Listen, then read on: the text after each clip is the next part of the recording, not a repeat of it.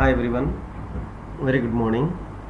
Today we will try to understand the competency based questions from the chapter 6 Attitude and Social Cognition, class 12.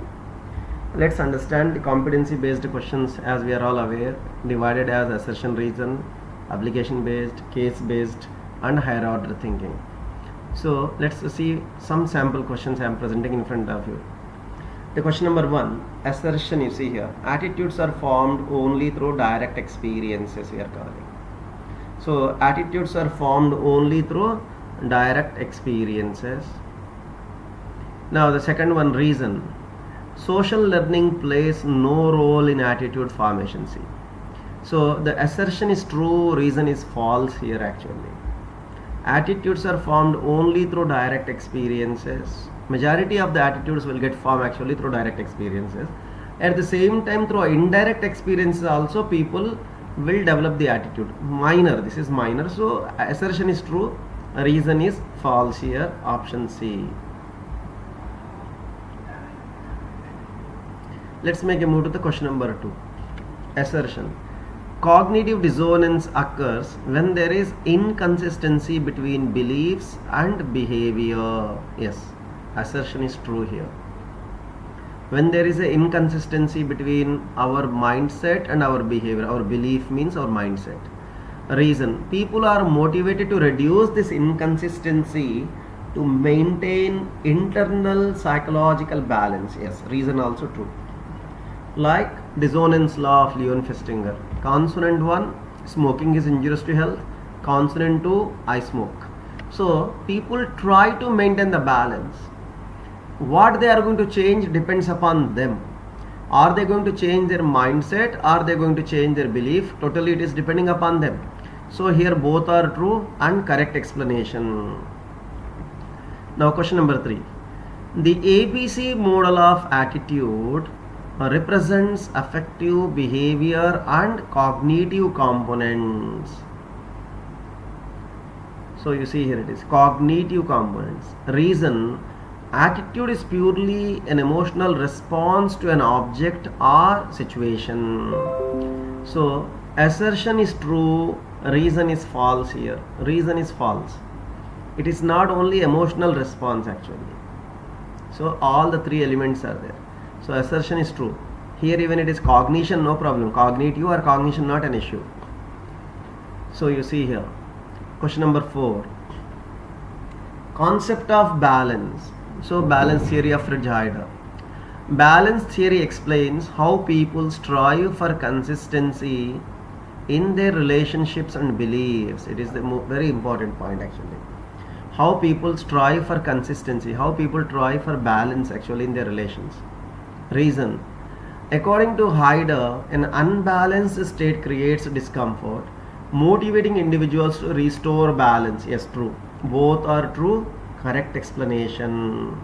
So these kind of assertion reasons are there.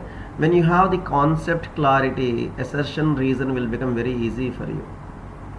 Now the section B, we created the application based questions. Ritika admires her teacher who always supports the environment. Gradually, Ritika starts participating in environmental drives and begins promoting eco-friendly habits herself. Identify the process of attitude formation seen here. So Ritika admires her teacher. Learning attitude by association, I can say. The first one, the process of attitude basically, you see. Observation learning you can take here, modeling, or you can say the child falls in love with the teacher, so what the teacher is doing the child also doing also. Just little change if I do, it will go to learning by association, means by association. So here it is observation learning. Which learning principle is involved here? You see social learning through imitation. The learning law is basically social learning. Mention one way Ritika's attitude might influence her behavior further. Ritika may adopt long-term eco-friendly practices or influence peers to join environmental causes. Yes, she can influence others. So this is the area. So what is the learning law included here? Observation learning, social learning, both are same, my children. modeling you can take here.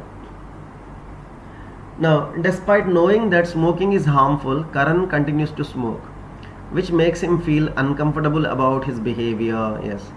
So he now smoking is injurious, but still he smokes. So identify the psychological concept, cognitive dissonance. Second one, state one strategy Karan can use to reduce the discomfort. So what is the strategy? He can quit smoking, or he can change his mindset towards the smoking. Anyone, no problem. Any one change will bring the change in his life, means he will feel comfortable. Name the theorist who proposed this concept. Okay, who proposed cognitive dissonance? Leon Festinger. Now, Sneha often judges people from rural background as less smart. However, after working on a project with a rural student who performed well, her attitude begins to change. So, she's having a mindset that the rural people from the villages are not smart. Now she worked in a project, and while seeing a village child or a rural area child, she really realized that her attitude is wrong here. Identify the process responsible for this change. Attitude change through direct contact it is. Because she is having the direct experience, you see. Explain how contact can reduce prejudice. Yes, positive contact reduces the stereotypes by providing new counter stereotypic information. You see the next important point B for us. Explain how contacts can reduce the prejudice. You know, the communication and dissemination it is actually. When people got a chance to interact with each other, they become so friendly, they will understand each other, so there will be no prejudice. Lack of social interactions, lack of contacts, people develop the prejudice. Name one condition for reducing prejudice through intergroup contact. Equal status, common goals, cooperative independence. These are the certain strategies we can reduce the prejudice. Equal status. Treat everybody equal, my children here. Have a common goal, cooperative nature. Let's go to the section C, case study based questions. Actually, a case study in the CBSE exam paper will have 150 to 200 word case. But you know, in an online just quick revision session, it will be very lengthy to keep this kind of case study to read in front of you. So I just kept 2-3 lines. Rohit, a college student, believes that people who donate blood are kind and responsible citizens. When his friends organize a blood donation camp, Rohit donates blood and feels proud of himself. Later, he also persuades others to join. Now, based on this case, identify the ABC components of Rohit's attitude. You see, A for affective, B for behavioral, C for cognitive. Feeling proud of donating blood is affective component. Behavioral, he is donating the blood as well as he is persuading others to do it. Cognitive, he is having a mindset that belief that donors are kind and responsible. See, very clear it is. Which law of attitude formation is shown in his belief? Law of association, linking positive qualities to an act. Like, if you love your teacher, you love the subject. You love the blood donation. So those who are donating the blood, you love them. See, this is the law of association. In the first question I told you people, just this is like if you minor change the first question, it will come law of association, but there it is the social learning or Bandura's learning theory. Now you see here, how did his attitude translate into behavior? You see, his positive belief led to pro-social behavior. His positive belief led to pro-social behavior. Now the next one, D. Suggest one way to strengthen such positive social attitudes.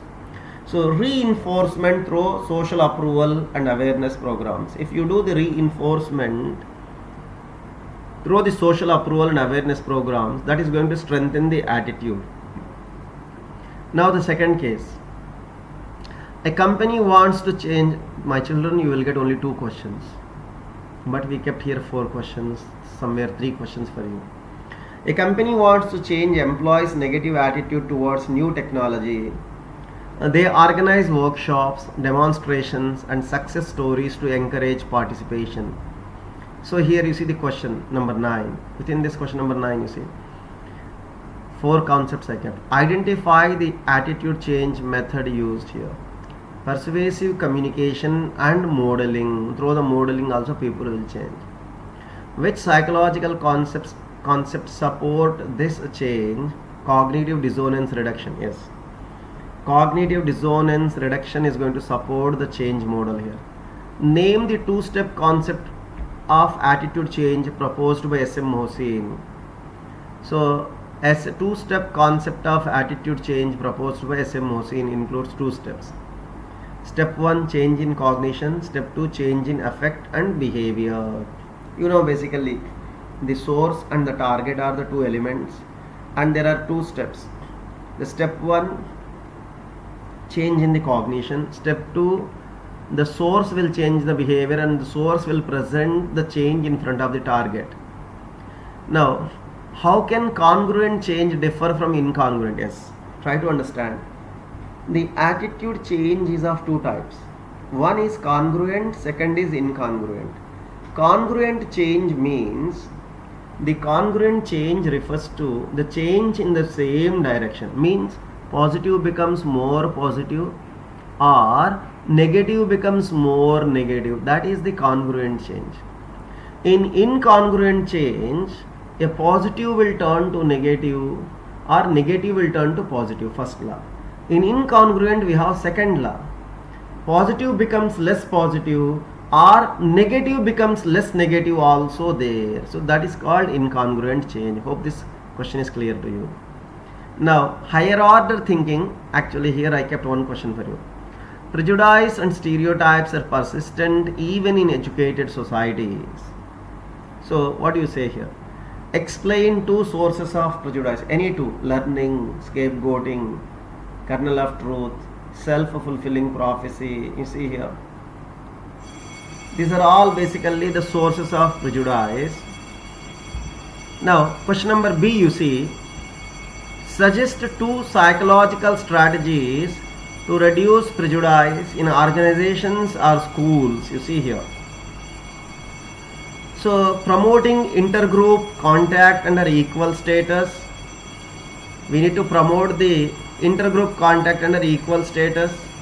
Cognitive retraining and empathy training. You see here it is. We have the strategies to resolve the prejudice. Increase the communication. Unite the people to work together. I'm sorry my children. There is a bell ringing. So don't take the sound. Promoting intergroup contact. Cognitive retraining and empathy training. The third one you see here. How does social cognition contribute to overcoming prejudice? Yes, very interesting what it is. Understanding the cognitive processes like categorization, attribution and schema, which helps individuals to recognize and correct biased judgments. Hope this is very clear to you my children. The topic is just I kept it for 10 questions for your understanding purpose. Just have a quick revision of this concept so that you will easily understand. Thank you for